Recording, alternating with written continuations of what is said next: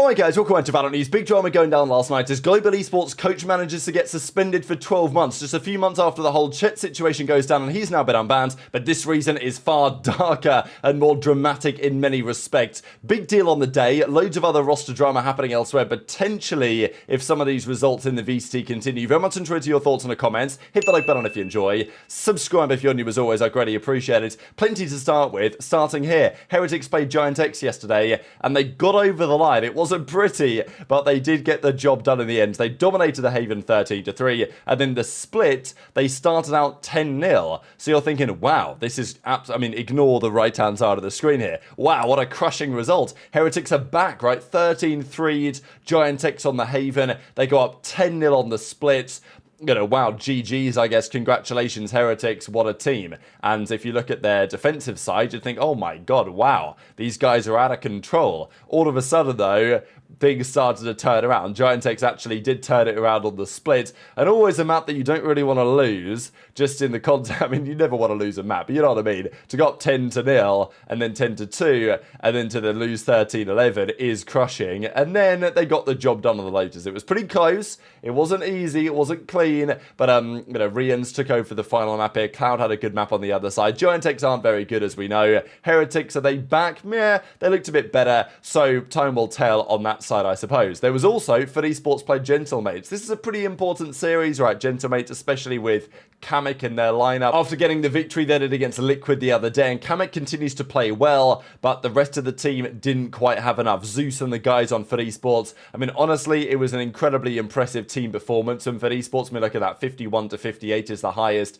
differential in terms of kills, and the Icebox was 13-10 to Gentlemates. Fracture was then an insane overtime 18-16, which could have definitely gone the other way, but for esports eventually get over the line, and at that point, the back and, the spirit was kind of broken really of Gentlemates, and it was 13-4 in the end. So crucial Fracture, of course, out of the map pool very shortly, with Sunset coming back in, if you guys missed that story yesterday. So for esports advanced to 2-0, Gentlemates will be gutted about it, but it's not the end of the world for them. Their win against Liquid was still particularly important, and they still have a decent side of the group, I would say. Heretics advanced to 2-0, so they're looking good for playoffs qualification.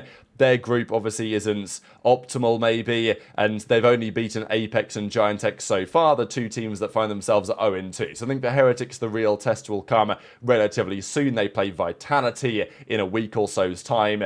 That's going to be a particularly telling game. China, of course, also underway yesterday. FPX lost to Dragon Ranger Gaming. Pretty big deal, to be honest, in the context of China, just because with FPX, Yosemite, Autumn, and those guys looking like for some time they were going to be the serious challenger, and they were for some time the serious challenger to Edward Gaming. Now that's definitely fallen away, and the new Dragon Ranger Gaming team this season is causing quite the performance. For Cashew especially, I mean, look, of course, Russian player into the team, but he had a dominant performance. Certainly, I mean, both maps to be fair, but game 1 was 13-11 in the end on the Ascent in the Haven, then got even more dominant, and he goes 22-10 on the ISO. So, yeah, FPX go down. The groups over there are looking as follows as it stands. They're alternating the games over there. Of course, BLG versus Wolves is going to be coming up by the time you guys watch this. That series is likely to be underway already. Now, yesterday, they confirmed M80 B-Dog is gone.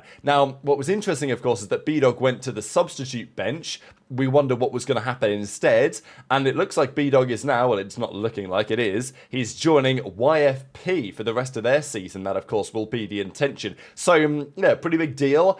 B-Dog, it's a strange decision by M80 to me. Obviously, there are reasons for it, but I've always rated B-Dog as a pretty damn good player. So for M80 to drop him, we think for Victor potentially coming in instead, and then Chet potentially also arriving there as a coach of some description.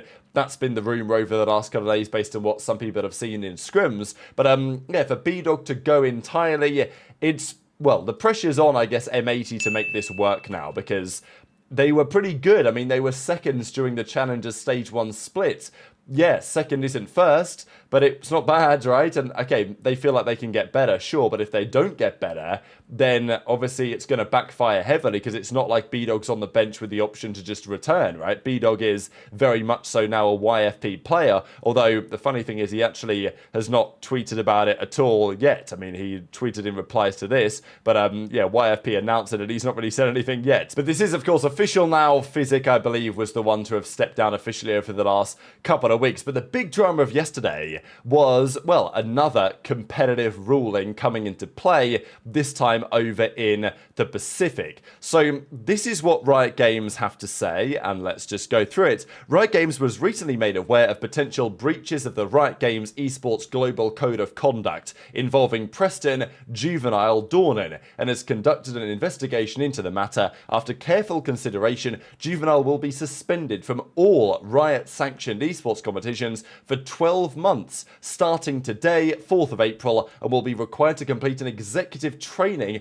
focused on conduct, respect, and professionalism. A detailed competitive ruling will be published in the ruling section in due course. Esports professionals and our affiliated teams play an important role in representing our sport to the community, so we hold our players and coaches to a high professional standard, both on and off the stage. In particular, coaches and any individuals in positions of authority within the Riot Games esports ecosystem may be held to a higher standard of conduct, given their influence in fostering and maintaining a positive environment. We appreciate your support as we focus on building a welcoming ecosystem for our community. So I think that kind of says rather a lot already. Now, the specific terms or clauses in the code of conduct that have been breached, they don't describe, and until we see the full ruling, we probably won't quite get to see. But first up, a 12-month ban is a big deal. I mean, Chet was banned for what, 6 months, for a very different set of circumstances, as we'll discuss here, but you know, he was banned for leaking the scrims and all that, and he felt like that was pretty harsh in the circumstances, as did many others. So, you know, a 12-month competitive ban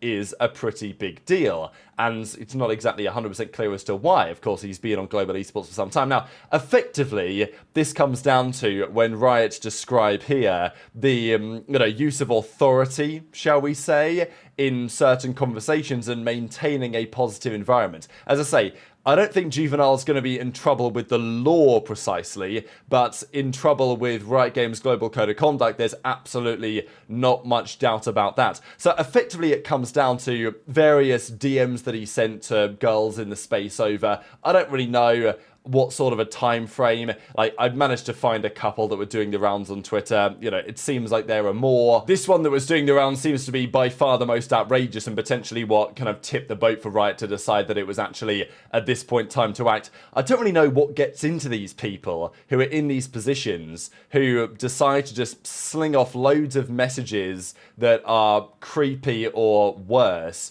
to loads of girls in the space, surely realizing that at some point things are going to get leaked and there's going to be serious repercussions. And that's exactly what has happened in this instance. So yeah, banned for 12 months. And obviously the question then really is, okay, Global Esports as an organization, were they aware? Was this something that they were, you know, should have or were trying to deal with? Was, you know, were they aware that any of this was going on, that there was the potential for this? That is a question mark, but they will be suffering too, because like Juvenile, you may question his abilities as a coach, and you may certainly question many other things based on what has been happening today, but for Global Esports, it's not ideal really when your coach gets suspended for 12 months.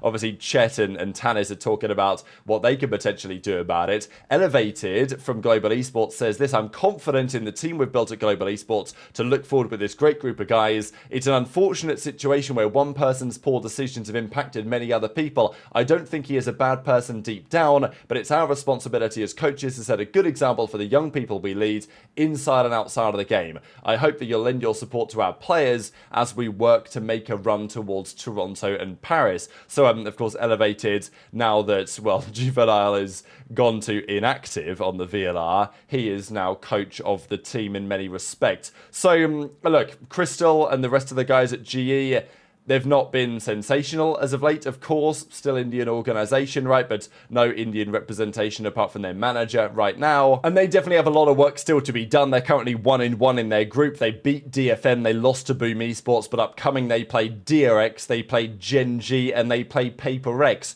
Those are the final 3 games that Global Esports play. So if Global Esports wanted to be confident in qualifying, they probably needed to beat Boom Esports. But Boom Esports have already started out 2-0 after winning against Gen.G. So I'm not saying that Global Esports couldn't get a big win here when it matters, but they will certainly need to, as the way that things currently stands. These are the upcoming games as well in the Pacific if you guys are interested. Let's talk about some Scrimbux real quick before we close out the video. We had C9 7-5 up on somebody, Chet's team, we think M80 up 11-4 on someone. 2G versus Loud was getting plays. Pretty interesting that Toys, it seems, is gone. Luxo is in. That's the drama and the roster stuff we talked about over the last couple of days. Loud as well, they were up 8-4 on Envy. Of course, this is the former Rankers team that were frankly dominating Tier 2 until Envy signed them. And then since then, it's been a little bit less whelming, if that's even a real word.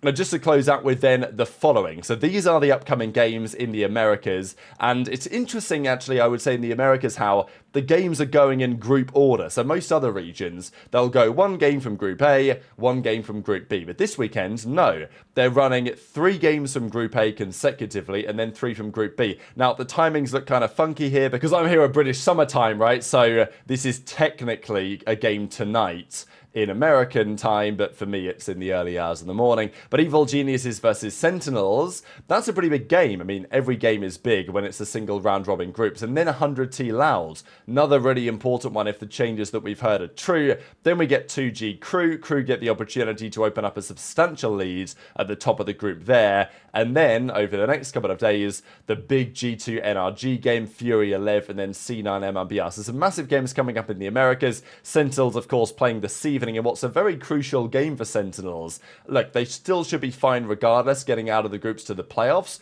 given that Loud are struggling and, of course, 2G as well, and Sentinels haven't played either of those two teams yet. But still, early days in the group for sure. So hit the like button if you enjoyed, subscribe if you're new, take care, and I'll see you next time.